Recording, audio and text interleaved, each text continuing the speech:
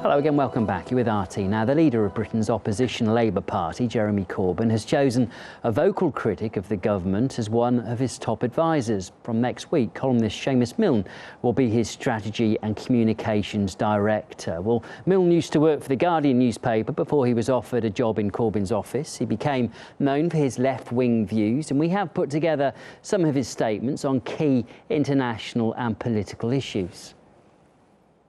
Just as Al-Qaeda grew out of the Western war in Afghanistan in the 1980s, ISIS is the Frankenstein monster of the war on terror. The attempt to draw Ukraine into NATO and into the Western camp is at the heart of the crisis that's now being played out in the eastern part of the country. NATO has once again been at the heart of triggering conflict rather than containing it. There is a concerted drive, not just in Washington, but in other European capitals, including here in London, to talk up the so-called Russian threat. He went from nowhere to a landslide victory, pulling in hundreds of thousands of people into the Labour Party at the same time, without any support in the national media. Frankly, if the media were so convinced that Corbyn was unelectable, I don't think they'd be, firing, artillery at him day by day.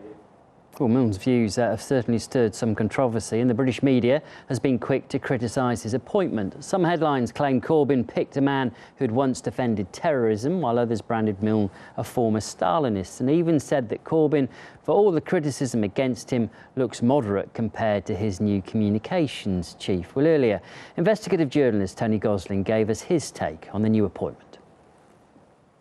It's not entirely surprising because Seumas Milne is one of the top London journalists. He's had a Guardian column now for many years, and he comes from the finest tradition of British journalism. His father was a BBC Director General back in the days that many of us here in Britain can remember, where the BBC took balance and a lack of bias seriously, and also were very fiercely independent of central government. The other thing is he's been very good on all of the big foreign policy issues. I mean, domestically, very good too. He's one of those people that thinks that the money system is there to serve the public and not the public to serve the money system and the taxation system. Seumas Milne has called all the post-9/11 conflicts right. He's the kind of person we need here in Britain, someone who's actually able to call these things right.